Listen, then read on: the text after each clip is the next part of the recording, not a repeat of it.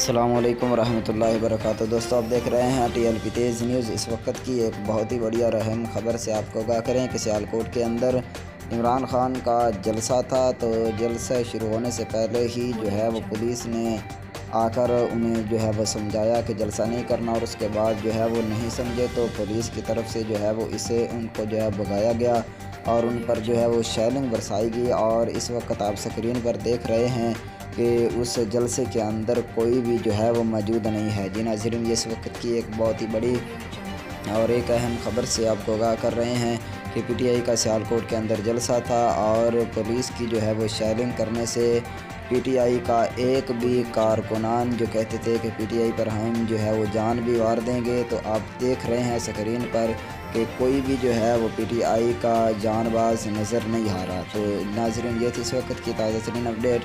مزید اس طرح کی خبروں کے لیے دیکھتے رہیں TLP تیز نیوز۔